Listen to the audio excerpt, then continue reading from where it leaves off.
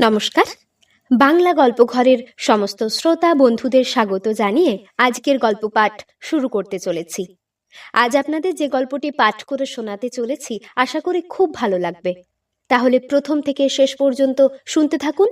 শুরু করছি আজকের গল্প পাঠ। আশাপূর্ণা দেবীর লেখা অ্যাক্সিডেন্ট। নিতে যা দেরি, ঘন্টা কয়েকের মধ্যেই খতম। পুতুলের পুতুল জন্ম শেষ হলো। সকাল থেকে হঠাৎ দেখতে পাওয়া অবধি ওই পুতুলটার জন্য বায়না নিয়েছিল ফুলটুসি। না নেওয়া অবধি সে বায়না সে থামায়নি। অনেক প্রলোভন দেখিয়েছিলেন সরস্বতী, দিয়েছেন অনেক প্রতিশ্রুতি। রবিবার ফুলটুসি দাদুকে দিয়ে ওই পচা পুরনো বিচ্ছিরি পুতুলটার বদলে হাজার হাজার গুণ ভালো পুতুল কিনে দেবেন এই আশ্বাস বারবার শুনিয়েছিলেন। কিন্তু না, কোনো ফল হয়নি তাতে। ছেলে ভোলানো কথায় ভুলবে? ফুলটুসি এমন পাত্রী নয়। যুদ্ধোত্তর যুগের মেয়েও সম্পূর্ণ বাস্তববাদী। ওর মতে নগদ যা পাও হাত পেতে নাও, বাকির খাতা শূন্য থাক। তাছাড়া তার নিজের হাতের আবদার, রূপ অমোঘ আগ্নেয়াস্ত্রের দুর্বার শক্তি সম্বন্ধে পুরোপুরি সচেতন সে। মনে জানে রবিবার এলে এই হাজার হাজার গুণ ভালো পুতুলটাও করায়ত্ত করা হয়তো অসম্ভব হবে না যদি সে ব্রহ্মাস্ত্র ব্যবহার করা যায়। তবে এখন এটা ছাড়া কেন? তাছাড়া বলতে গেলে পুতুলটাও নিজের আবিষ্কার, সে হিসেবে ওর দাবি রয়েছে। যতবার মামার বাড়ি এসেছে ফুলটুসি দেখেছে দিদিমার খাটের তলায় একটা পাতলা লম্বা ধরনের বাক্স আছে, ভিতর দিকে ঠেলা। ধূলি ধূসরিত বিবর্ণ সেই বাক্সটাকে দেখে খুব একটা লোভনীয় মনে হবার কোনো কারণ নেই, তবু ফুলটুসি যতবার আসে দেখা যায় যেন ওইটার ওপরই প্রাণ পড়ে আছে ওর। দিদিমা, ওই বাক্সটা বার করো না। শুনে সরস্বতী যেন ভয়ে পাথর হয়ে গেছেন, এইভাবে বলেন। ওই বাক্সটা বার করব। হ্যাঁ, বলিস কি রে? মুখে আনিস নি অমন কথা। বাবা, শুনি আমার ভয় করছে। কেন ভয় করবে কেন? ফুলটুসি জেরা করছে। এত বড় মেয়ের আবার ভয় করে নাকি? করে না? বলিস কি? ওর মধ্যে কি আছে জানিস না তো? কি আছে? পান্তভূতের জ্যান্ত ছানা। একটু থতমত খেয়ে গেছে ফুলটুসি। অবিশ্বাস আর বিশ্বাসের মাঝামাঝি অবস্থা, তবু তখনকার মতো নিবৃত করা গেছে তাকে। ফুলটুসির অসাক্ষাতে একসময় বাক্সটাকে আরেকটু ভিতরে ঠেলে রেখেছেন সরস্বতী, যদি চোখের আড়ালে গেলে মনের আড়ালে চলে যায়। কিন্তু না, তা যায়নি। ফুলটুসির চিত্তজগৎ থেকে নড়াতে পারেনি সেই বাক্সকে। ফুলটুসি তেমন হালকা মেয়ে নয়। ওই ধূলি ধূসর আবরণের মধ্যে কি অনন্ত রহস্য লুকানো আছে তা না দেখে ওর শান্তি কোথায়? বড়রা যা বলে তাতে ঠিক বিশ্বাস করা শক্ত, কারণ ফুলটুসি তার 4টি বছরের অভিজ্ঞতায় দেখেছে সত্যি কথা কদাচই বলে বড়রা। তাছাড়া পান্তভূতের জ্যান্ত ছানাই যদি হবে, কেন থাকবে না তার নরণচরণ ক্ষমতা? কাজেই একদিন ফুলটুসি মরিয়া হয়ে লেগে গেল রহস্য উদ্ঘাটনে। সকলের অগোচরে খাটের তলায় ঢুকে উবুড় হয়ে পড়ে আছে। আস্তে আস্তে সেই অসীম রহস্যের অবগুণ্ঠন উন্মোচন করে দেখে ফেলল কি আছে তাতে। ডালা তোলবার সময়ে যে তার বুক থরথর করেছে, হাত পা কেঁপেছে আর ঘন ঘন নিঃশ্বাস পড়েছে, এ বিষয়ে কোনো সন্দেহ নেই। কিন্তু পরক্ষণেই সে তার সেই বিখ্যাত কণ্ঠে চিৎকার করে উঠল, দিদা, মিথ্যুক, বদমাইশ, পুতুল লুকিয়ে রেখে ভূত বলেছে। আমি নেব এই পুতুল, আমি পেয়েছি। ওর চিৎকারে আকৃষ্ট হয়ে ফুলটুসির মা ছুটে এলেন সরস্বতী, আর ঘরে এসে দেখলেন খাটের তলা থেকে বেরিয়ে আসা দুখানি ছোট ছোট পা, বিশুদ্ধ বাংলায় যাকে দাপাদাপি বলে, তাই করেছে। আর খাটের তলা থেকে এক সানুনাসিক চিৎকারে ধ্বনিত হচ্ছে, আমি পুতুল নেব, ওই বড় মেম পুতুলটা নেব। আমি পেয়েছি। ফুলটুসির মা বলে, নিবি তো নিবি, আগে আয়, মাথা ঠুকে মরবি যে, আয়। পুতুলটার সম্বন্ধে তার নিজেরও বাল্যকালে কিছু দুর্বলতা ছিল, কিন্তু তার চেয়ে অনেক বেশি দুর্বলতা দেখেছে সরস্বতী, তাই কখনো সাহস করে খেলতে চায়নি। কিন্তু এখনকার কথা স্বতন্ত্র, এ হলো নাতনির আবদার। মনে মনে সে স্থির নিশ্চিত যে সরস্বতী ওটার সত্য ত্যাগ করবেন এতদিনে। মুখে মাথায় ঝুল, নাকের আগায় ধুলো। ফুলটুসি বেরিয়ে এলো বাক্সটা টানতে টানতে, এবং তার একবার তারস্বরে ঘোষণা করলো, দিদা মিথ্যুক, নিজে খেলবে বলে লুকিয়ে রেখেছে। এত বড় ধাড়ি মেয়ে পুতুল খেলবে? সরস্বতী অবাক ভঙ্গিতে গালে হাত দিয়ে বললেন, ও মা, কি কাণ্ড! ভূতটা পুতুল হয়ে গেছে, আর ফুলটুসি ভূত হয়ে গেছে। ফুলটুসি ভূত? চমকে বললে সে। কই? দেখগে যা আরশিতে। ও ধুলো, যাকগে যাক। ফ্রকের কোণটা তুলে নাক ঘষতে ঘষতে ফুলটুসি আত্মস্থ ভাবে বলে, মেম পুতুলটা কিন্তু আমার মেয়ে। সরস্বতীর মুখ শুকলো। যে বেয়াড়া আবদারে মেয়ে, দেখা যাচ্ছে না নিয়ে সে ছাড়বে না। কিন্তু নীলে কি আর রাখবে? অথচ পুতুলটার উপর আজও যে কি অদ্ভুত দুর্বলতা আছে তার। অতএব প্রথমটা চলল প্রবোধ পর্ব। পুতুলটা যে কত বিচ্ছিরি, পুরনো, ধুলো মাখা, সে বিষয়ে নাতনিকে সচেতন করে দিতে যথেষ্ট চেষ্টা করলেন সরস্বতী। তাতে কাজ না হওয়ায় শুরু হলো প্রতিশ্রুতি পর্ব। কিন্তু না, কিছুতেই কিছু না। ফুলটুসি ভাবির দ্বিতীয় সংস্করণ। সে শুধু এক নাগারে ঘোষণা করেছে, আমি পুতুল নেব, আমি বড় মেম পুতুল নেব, আমি পেয়েছি।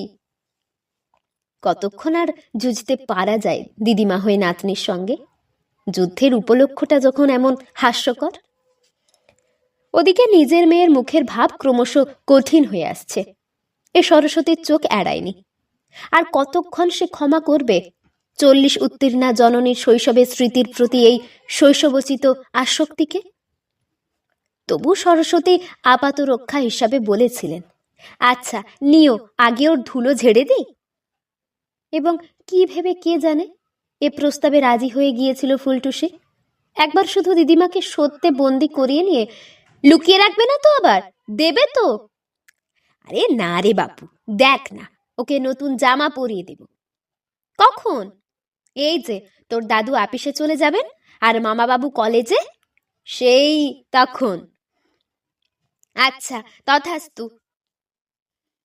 সেই তখন মধ্যাহ্নের সেই স্তব্ধ নির্জনতায়, যখন ফুলটুসিকে ওর মা মেরে ধরে ঘুম পাড়িয়েছে, সত্যি পুতুলটা নিয়ে বসেছিলেন সরস্বতী। নিয়ে বসেছিলেন সূচ, সুতো, কাঁচি, লেস আর শার্টিনের টুকরো ছাঁট। বহুদিনের জীর্ণ মলিন রং জ্বলে যাওয়া ছিটের ফ্রকটার বন্ধন থেকে মুক্তি দিয়ে পুতুলটাকে দিলেন নতুন রূপসজ্জা। আশ্চর্য, ভোলেননি তো এখনো এই ছেলে মানুষই কাজ। দিব্যি চটপট তৈরি করে ফেললেন পুতুলের জন্য শৌখিন ফ্রকটি, লেস আর শার্টিনের সমন্বয়ে। টুপিটা পর্যন্ত বদলে দিলেন, দেখলে আর পুরনো জিনিস বলে মনে হচ্ছে না। সেকালের জিনিস, সত্যিকার ভালো জিনিস। এখনো তার কলকবজা ঠিক আছে, এখনো তাকে শুইয়ে দিলে চোখ বোঝে, বসালে চোখ খোলে।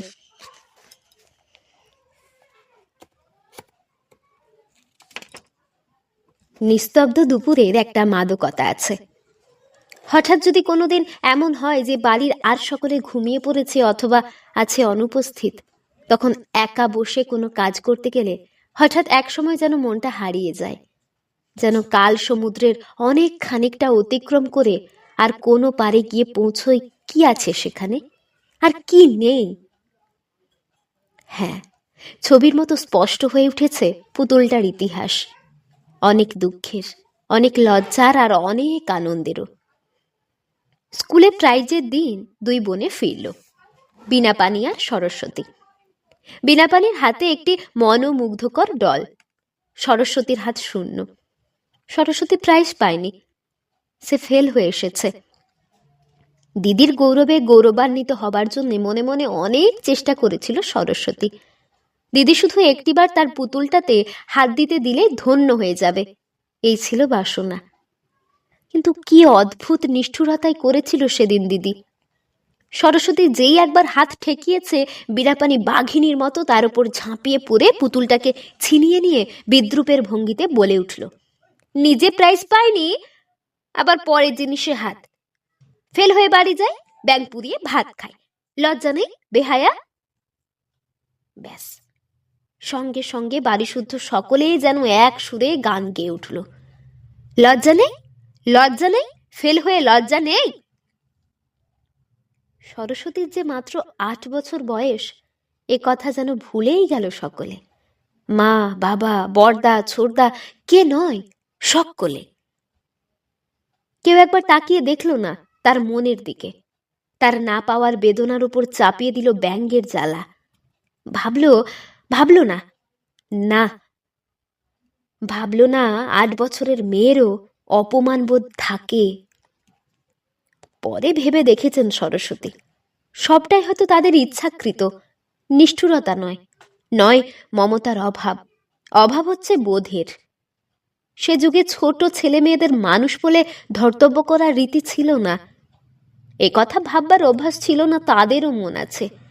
যদিও নিতান্ত নাবালকদের কাছ থেকেও আশা করা হতো নম্রতার, বাধ্যতার, কর্তব্যবোধের। আশা করা হতো তাদের কাছ থেকে লজ্জা, শরম, জ্ঞানের। যাক, এ যুগ তার শোধ দিচ্ছে। সরস্বতীর কঠিন পণ সে কিছুতেই কাঁদবে না, আর তার অভিভাবক মণ্ডলীরও বোধ করি দ্বিগুণ পণ তাকে কাঁদিয়েই ছাড়বেন। যাও, সমস্ত দিন খেলে বেড়াওকে যাও, বই খাতায় হাত নেই, খালি খেলা আর খেলা। নাও এখন গোল্লা খাও। এটা বললেন বড়দা। সেই কথারই জের টানল ছোটদা। আহা, বলতে পারছো না বড়দা, অনেকদিন রসগোল্লা খাইনি, তাই স্কুলে দিদিমণিদের কাছে গোল্লা খাবার জন্য আর্জি করেছিল। বরং তিরস্কার সহ্য হয় না ব্যঙ্গ, কিন্তু সেইতেই যেন তাদের যত স্ফূর্তি। ছোট ছেলেরা পাখির পায়ে দড়ি বেঁধে দিয়ে অথবা কুকুরের গায়ে ঢিল ছুঁড়ে যে স্ফূর্তি পায়, বোধ করি সেই জাতেরই স্ফূর্তি। হয়তো অত্যাচারেরও একটা নেশা আছে, করতে করতে বেড়ে যায়। একজন অত্যাচার করছে দেখলে করতে ইচ্ছে করে, ফেল করার জন্য ধিক্কার দিয়ে দিয়ে আর তার সরস্বতীর নামের প্রতি কটাক্ষপাত করে করে শেষ অবধি তাকে কাঁদানোই হলো। তবু আর সকলের তো একসময় শেষ হলো, কিন্তু ছোড়দার যেন আর শেষ হতে চায় না। তার রায় অনুযায়ী সরস্বতীকে নিজের গালে চড় মারতে হলো, নিজের কান নিজে মলতে হলো, মেপে 3 হাত নাকে খত দিতে হলো, এবং 1 ঘন্টা ধরে এক পায়ে খাড়া হয়ে থাকতে হলো। ছোড়দাকে তখন পিশাচ ছাড়া আর কিছুই ভাবতে পারেনি সরস্বতী। কিন্তু কিছু পরে ঘটনার মোড় বদলে গিয়েছিল। কেঁদে কেঁদে না খেয়ে ঘুমিয়ে পড়া সরস্বতীর পরদিন সকালে উঠে সেই ছোড়দাকেই দেবতা মনে হয়েছিল। কিন্তু সে দেবতার আসন কি একেবারে নিশ্চিহ্ন হয়ে গেছে? সেখানে নেই কোনো প্রত্যাশা? না, কথাটা এখন উচ্চারণ করাও হাস্যকর। শালা ভগ্নিপতির তুচ্ছ বচসাকে অবলম্বন করে বহু দিন থেকে মুখ দেখাদেখি বন্ধ হয়ে গেছে ভাই বোনের মধ্যে। কিন্তু সে ছিল অন্যরকম দিন, সরস্বতীর জীবনের সেই এক স্মরণীয় দিন। জীবনে কি সেই আনন্দ তার এসেছে? জীবনে তেমন অনুভূতি করার আছে? হ্যাঁ, সেদিন মাঝরাতে যখন খিদের জ্বালায় ঘুমটা ভেঙে গেছে, মনে হলো সারা শরীরটা যেন একটা অদ্ভুত রকমের হালকা হয়ে গেছে। সন্ধ্যার ঘটনাটা কিছুই স্মরণ হচ্ছে না, শুধু অস্পষ্টভাবে মনে পড়ছে কখন কি যেন একটা ঘটেছিল। হাত সরাতে হাতের কাছে কিসের যেন একটা স্পর্শ পেয়ে ধর্মর করে উঠে বসলো সরস্বতী। এ কি, দিদির পুতুলটা সরস্বতীর বিছানায়? এ কি আবার ব্যাপার? খানিকটা দূরে দিদি ঘুমোচ্ছে অকাতরে, কখন রাখলো এখানে? মা জেগেই ছিলেন, বললেন, কি রে, খাবি কিছু? মার কণ্ঠে একটু মমতার সুর, যেমন সুর দিনের বেলায় সচরাচর শোনা যায় না। জল খাবো। মা শুধুই জল দিলেন না, তার সঙ্গে কি যেন একটা খাবারও দিলেন। আর যেই খাওয়া হলো, মা একটা আলো উঁচু করে ধরে হেসে বললেন, দেখেছিস তোর ছোটদার কাণ্ড? শাস্তি দিয়ে মন কেমন করছে, তাই নিজের জমানো পয়সা দিয়ে পুতুল কিনে এনে লুকিয়ে তোর বিছানায় রেখে গেছে। বিনার প্রাইজের পুতুলের চেয়ে এটা আরো অনেক ভালো আর বড়, দেখেছিস? ওমা, ওমা, ও কি? কি হলো? কান্নার কি হলো? আর কি হলো?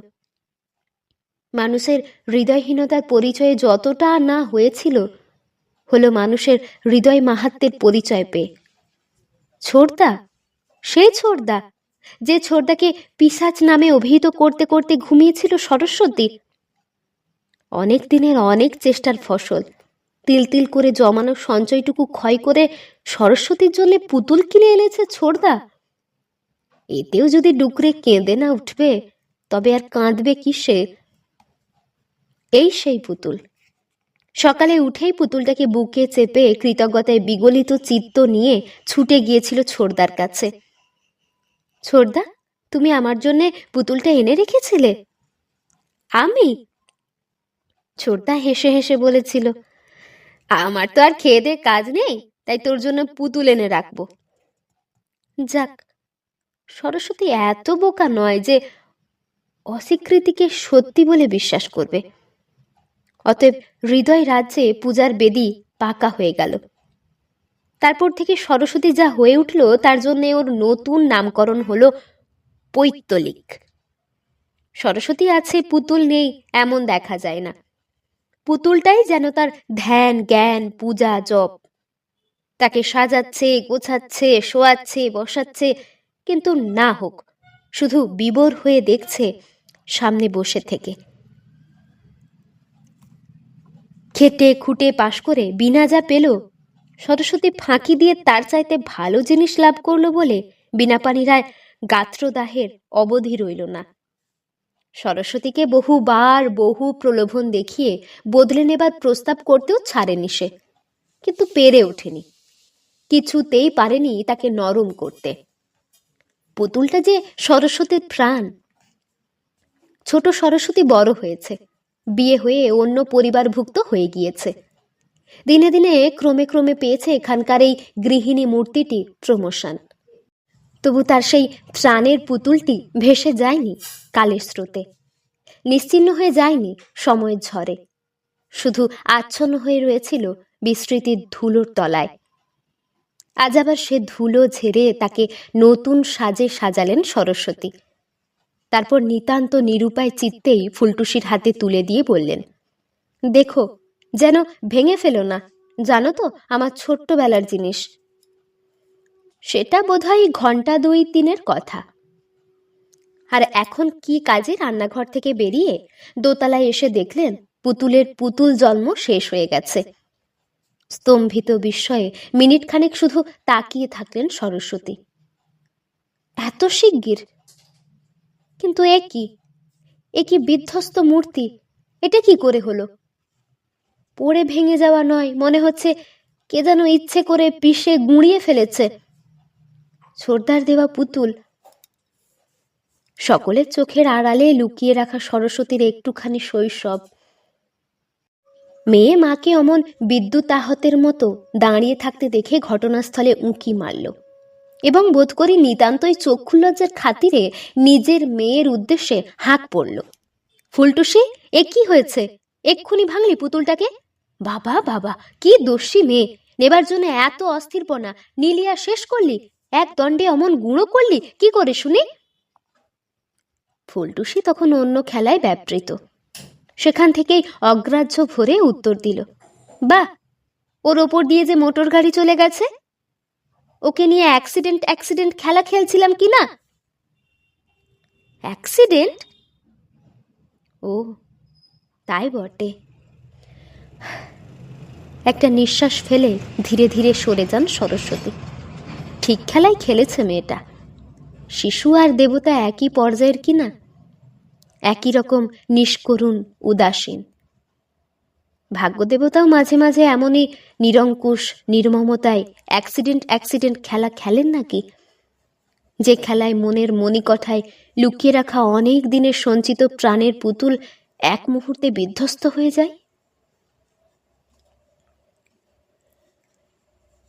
এতক্ষণ শুনছিলেন আশাপূর্ণা দেবীর লেখা অ্যাক্সিডেন্ট গল্পটি। এই গল্পটি আপনাদের কেমন লাগলো তা আমাকে অবশ্যই কমেন্টের মাধ্যমে জানিয়ে দেবেন। যদি ভালো লাগে তাহলে লাইক এবং সাবস্ক্রাইব করে আমাদের পাশে অবশ্যই থাকবেন। আবার দেখা হবে পরের কোনো একটি গল্প নিয়ে। ততক্ষণ আপনারা সাবধানে থাকুন, সুস্থ থাকুন, ভালো থাকুন। নমস্কার।